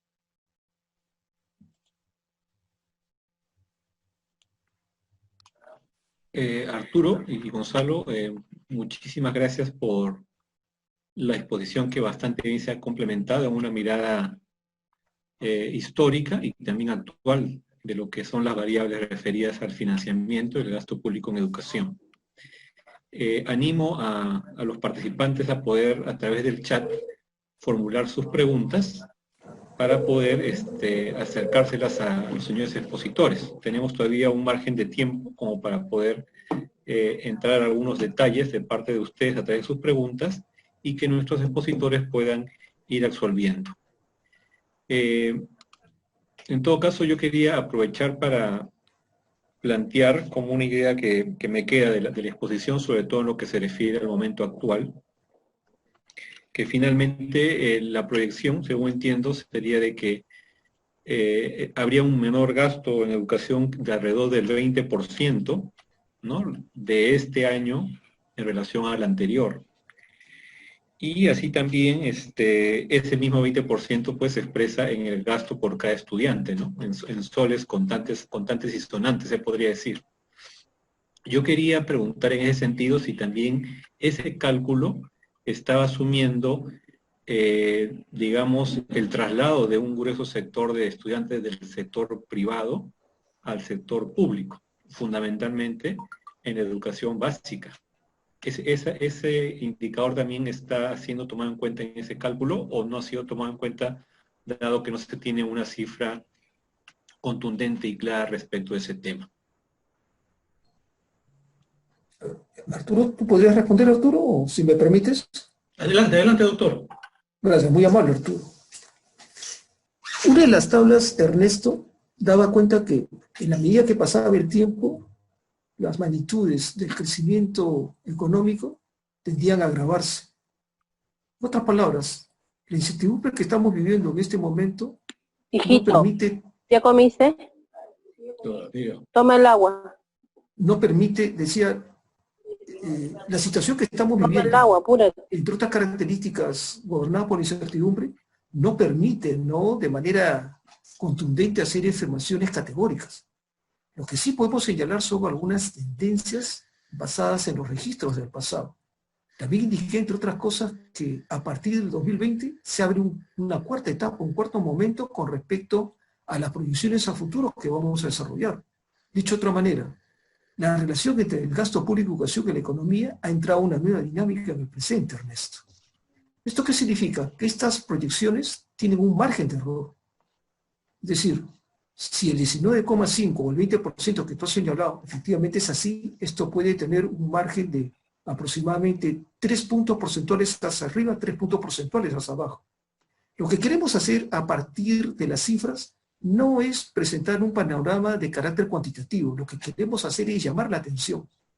Expresado de otra manera, Ernesto, colegas, si lo que ocurrió en el pasado, tal como lo hemos presentado, ha sido expuesto así, es probable que el presente se pueda desarrollar, porque hay tendencias que están, digamos así, ya muy bien ancladas en el Perú, pues como tal, ¿no? Entonces, decisiones de último momento que tienen que ver, por ejemplo, con el traslado de los chicos que están en los colegios privados al colegio público, no se hubiera dado en un contexto de COVID. Entonces, no sabemos cuál va a ser la magnitud definitiva de este proceso. Sin embargo, es una tendencia.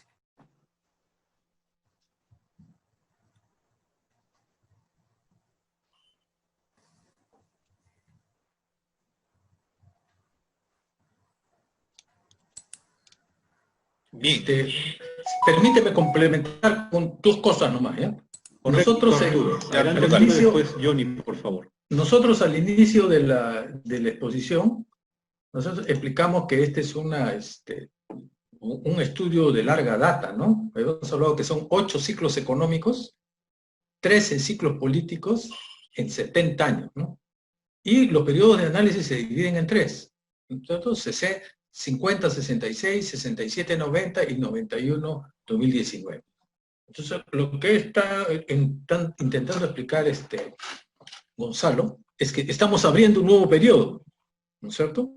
Y ese nuevo periodo todavía está lleno de incertidumbre en la medida en que no vamos a saber cuáles son las variables que van a dominar este nuevo contexto. Por ejemplo, ¿no?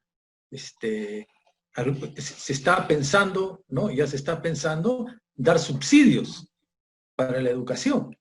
O sea, subsidios personales a la familia, por ejemplo. Eso puede ser una opción que está dando el gobierno. Y ese traslape, ¿no? Público-privado, también no es inédito, ¿no? Las cifras más conservadoras dicen que ha pasado 100.000 de privado a público. Y no sabemos qué cosa puede pasar en el futuro, ¿no? Entonces, hay que empezar a pensar en otro tipo de indicadores. Y lo ha dicho muy bien Gonzalo, ¿no? O sea, cuando nosotros hemos empezado con estas 4 variables, unos 2, 3 indicadores, es lo que se ha venido haciendo hasta el momento. Pero no es suficiente para saber la naturaleza, características y magnitud del fenómeno educativo del 2020 en adelante, ¿no? Entonces yo creo que hay que ponerlo en la agenda esa discusión, porque en el contexto de la movilización social por la educación que está haciendo el foro educativo, es un punto, ¿no? ¿Cómo hacemos para proteger el presupuesto de este año y del próximo, ¿no? Porque ya lo ha dicho la señorita Alba, ¿no? Para darle educación queremos quitarle a alguien. En consecuencia, va a haber una lucha intestina por los recursos, ¿no? Entonces, ¿cómo movilizamos a la población, a todos los grupos de interés, ¿no? Para tratar de proteger, ¿no? Yo creo que este es el mensaje final, ¿no? ¿Cómo movilizamos a la sociedad civil para proteger el presupuesto de educación? Eso yo lo dejaría como mensaje. Gracias. Correcto. Estimado Johnny, por favor, las 4 preguntas que tenemos en el chat las vamos a leer todas juntas y le pediría a Arturo y a Gonzalo una última intervención, no sé, tal vez unos 3 minutos, con los cuales estaríamos cerrando esta parte del evento. Bien, Ernesto, Por favor, gracias. Claro que sí. Una de las preguntas nos las hace Julia Tevez. ¿Cómo mejorar esta demanda del país, el desarrollo humano y el bienestar social? Leo la segunda pregunta de Manuel. ¿Hay relación positiva entre inversión per cápita en educación y competencias para la vida? Para Gabriela, también tiene una pregunta que está relacionada a qué se diferencia a qué se debe la diferencia de los 4 escenarios estimados por el CF. ¿Qué tipo de política fiscal podría aplicar el gobierno para que la caída del gasto del GEP no sea tan fuerte? Por otro lado, para Martín Loja, ¿qué tan viable es poder asignar ese 6% de educación como lo está planteando el Congreso? Y la última pregunta tiene que ver con ¿cuáles son las comparaciones de la inversión y comportamiento en la educación con respecto a otros países de la región similares a nosotros como Colombia, Ecuador y Chile? Bien, esas son las preguntas que han aparecido en el chat. Bien, Johnny, entonces damos pase a nuestros 2 expositores, primero Arturo, después Gonzalo, en ese orden, unos 3 minutos, o hasta 5 tal vez, para poder Sí, claro que concluir sí. y responder estas preguntas. Para ver, en el contexto, ¿no? Estamos viendo que hay un Estado que no opera, ¿no? Que no llega al ciudadano. Entonces, ¿por qué? Porque en las decisiones, ¿no? Los que toman las decisiones son el nivel político primero. Ese nivel político se convierte en una decisión de orden técnico. Y la decisión de orden técnico aterriza en una decisión de orden administrativo. ¿Qué implica? El técnico diseña la política y el administrador echa a andar los sistemas administrativos. Y finalmente, llega al nivel operativo. Son 4 niveles que hay que pasar, previa decisión política. Entonces, que la decisión política llegue a la unidad operativa, ¿no?, demora. Por eso es que la política es lenta.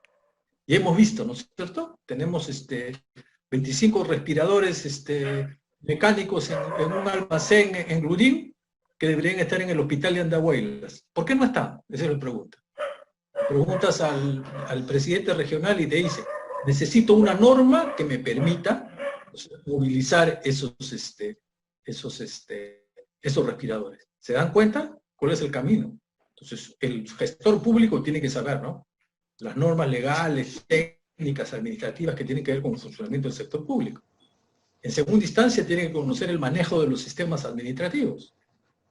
En tercera instancia, tiene que manejar la función, lo que ha presentado Gonzalo, cómo se desarrolla esa función, ¿no es cierto? Y en última instancia, tiene que conocer cómo funcionan los sistemas de información. Entonces, no sabemos cómo, es una caja negra, ¿no? Entonces, todo eso tiene relación con la efectividad de la política. Es decir, ¿no?, ¿es posible lograr el 6%?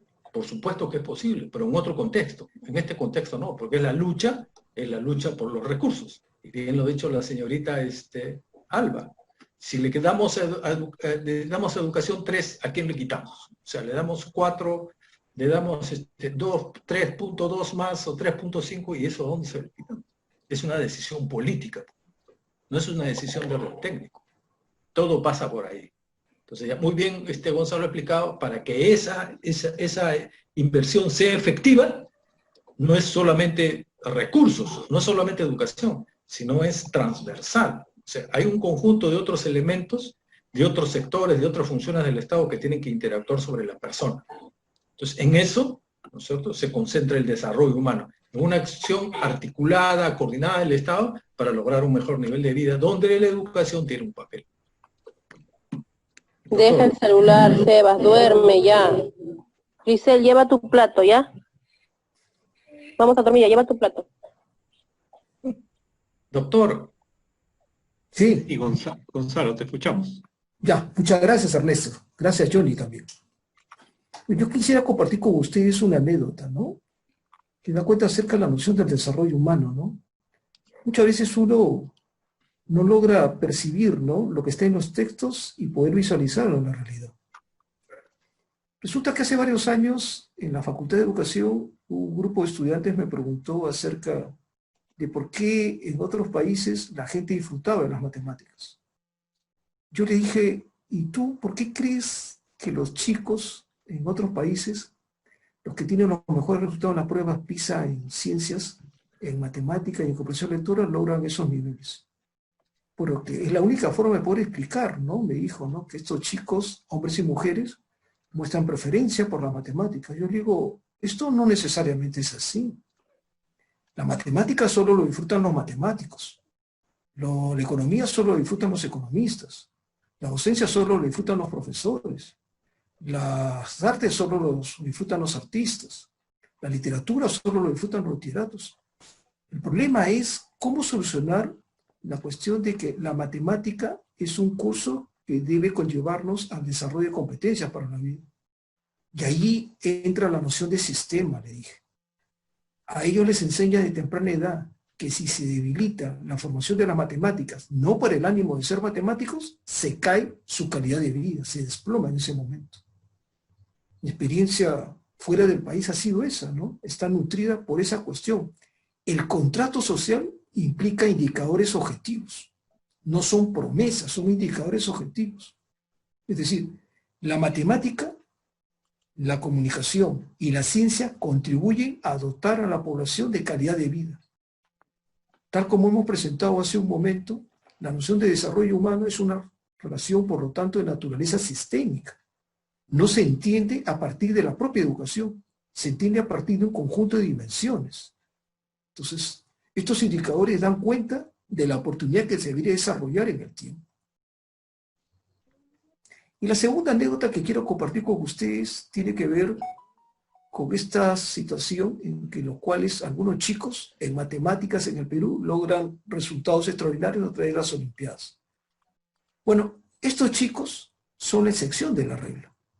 Estos chicos disfrutan de las matemáticas y hay centros educativos que, digamos, le dan las facilidades para seguir desarrollar el disfrute de las matemáticas. Pero eso no es una muestra de la realidad del país. Lo que gobierna el país en materia de resultados son los logros que uno tiene a partir de las pruebas tipo S o tipo PISA. Ahí uno se da cuenta cuál es el promedio, ¿no? El rendimiento o la competencia lograda por el estudiante para la vida. Por lo tanto, el mensaje de fondo es que la plata per se no va a solucionar el problema de la educación. La educación es un fenómeno de conjunto. Es un fenómeno que implica puentes inteligentes con otros sectores. La educación tiene que dialogar con el sector salud, tiene que dialogar con el sector industria, tiene que desarrollar con el sector tecnología, con el sector agricultura, etcétera, etcétera, ¿no? Una vez que se hayan puesto de acuerdo y la población valore esos acuerdos, va a haber un giro fundamental. Yo creo finalmente, Ernesto, que lo que esconde todo esto es que el peruano típico razona en términos del corto plazo, cuando la educación es una actividad que madura en el largo plazo. No estamos acostumbrados a razonar en términos de ondas largas de tiempo, Ernesto, colegas. No estamos habituados, vivimos el día a día por la situación que estamos observando. Gracias, Ernesto, gracias, colegas.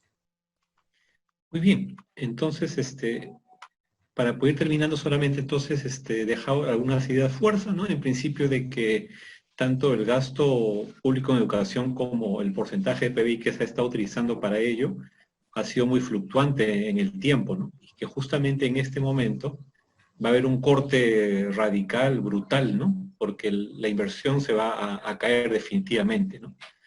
Sin embargo, ustedes reseñaron me pareció muy interesante cuando reseñaban de que países con una menor inversión en educación podrían obtener mejores resultados en competencias para la vida, ¿no? Lo cual es muy resaltante. Pero evidentemente también habría que ver, como ustedes señalaban, la calidad de las otras variables que intervienen, ¿no? La cultura, la salud, la seguridad, el acompañamiento de la familia, entre otros factores asociados al logro de las competencias, ¿no? Y tal vez, si no se mejora, digamos, en el gasto en educación, lo cual es difícil, deberíamos como sociedad hacer el esfuerzo de mejorar las otras variables que permitan el desarrollo de esas competencias, ¿no? Para que haya una compensación de un menor gasto, pero tal vez una sociedad que acompañe y apoye mejor el desarrollo de las personas, de los niños, de los jóvenes y de las personas que no tienen educación, que son muchas también en el Perú y que no han logrado culminar o que no están en el sector, en el sistema educativo.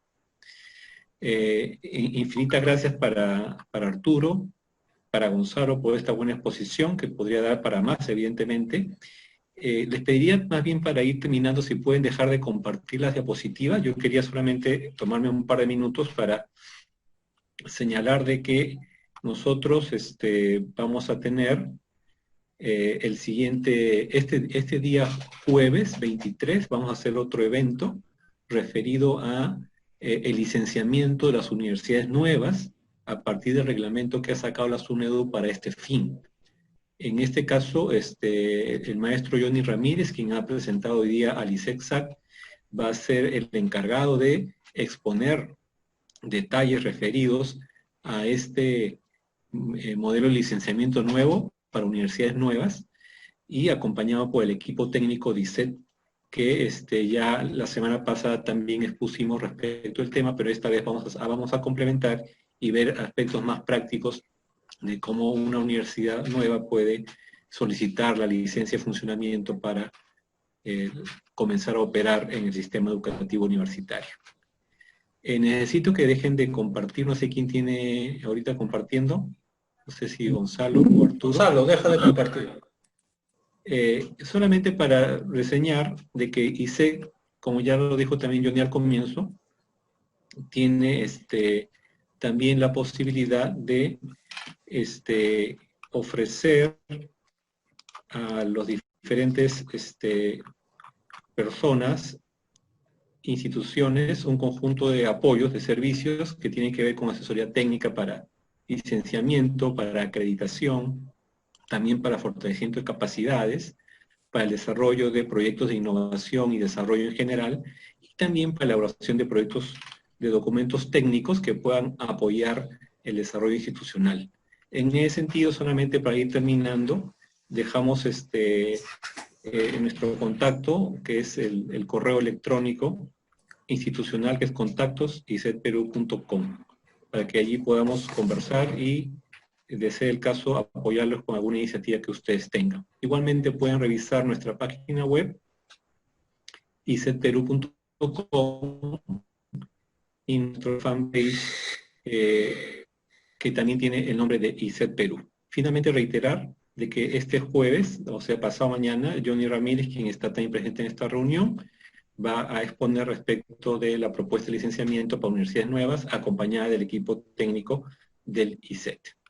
Dejo de compartir y para terminar, ahora sí les pediría que si pudieran abrir sus cámaras para tomar un par de fotos donde podamos todos aparecer, agradeciendo a cada uno de ustedes por esta presencia, resaltando la presencia de la profesora Ana López, funcionaria del Ministerio de Educación, Inés Manyari, que es de los equipos docentes, de Arturo Portilla, de Foro Educativo en Arequipa, entre otros que puedo ver, Edwin Elguero, compañero de Piura, de Explan Internacional, con que hemos hecho algunos proyectos con algunas universidades. Mucho gusto verte, Edwin.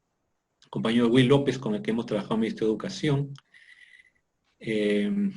Luis García, de Foro Educativo, también creo que está en la otra parte de la pantalla. Les agradecemos a todos y cada uno de ustedes por su presencia en esta reunión. Arturo, ¿lograste tomar la foto o todavía? Todavía, me tienen que sonreír. Julio Ríos, sonríe. Ana también. Sonrían, no ahí están muy serios. Ahí están los estudiantes de la maestría en administración de San Marcos, los estoy viendo a todos. Ya tienen un punto. Tienen la profesora Julia Teves. Tienen un punto más ya todos ellos. Ríese. Hola, Eli, ¿qué tal, Julia? ¿Cómo están? ¿Qué tal? Saludos. A las 2 y a las 3. Muy bien. Falta una. Falta la segunda parte. Falta la segunda parte. Porque son muchos. Aquí también hay que abrir las pantallas, por favor, para poder que salgan en la fotografía, si fueran tan amables. Hola, Julio, te veo. A ver, Karina, Ximena, Will, Midori, Dalmacio, Silvia, por favor, si pueden abrir sus cámaras. A ver. Hola, Eli también lo veo. Ya, ahora va la segunda foto. Gracias, Laura. Gracias, va la segunda foto. Gracias, Silvia. A Silvia, mi compañera de promoción de San Marcos. Hola con todos. Por si acaso, hola, Silvia, ¿cómo estás? Yo era el más viejo de la promoción en economía, por si acaso. Gonzalo Pacheco Jr. también está acá. Ahí está mi hijo. Ah, muy bien, mucho gusto, 2 Gonzalo. y 3. Listo. Entonces, un abrazo virtual. Muchas gracias por su participación y, de ser posible, los esperamos el día jueves a esta misma hora, 7 de la noche. Hasta luego, que les vaya muy bien. Gracias, Arturo. Gracias, Gonzalo. Nos vemos. Gracias a ustedes. Gracias, Ernesto. Gracias, Freddy. Gracias, Johnny. Gracias, Arturo. Un abrazo. Un abrazo, Gonzalo. Muchas gracias. Y que mejore la educación del país. Que mejore la educación del país. Arturo, gracias. Nos vemos. Chao, gracias por todo. Chao, Johnny. Chao, Gonzalo. Chao, gracias por todo. Felicitaciones. Muy interesante. Gracias, Eli. Gracias. Chao. Saludos, Ernesto. Saludos a Manolo. Nos vemos. Gracias. Qué gusto de escuchar a mi profesora Inés Manyari. Después de mucho tiempo. Sí. No, ya conversaremos. Un abrazo. Arturo, chao. Chao, Elisa. Chao, que les vaya bien a todos. Chao. Chao. Nos vemos. Chao.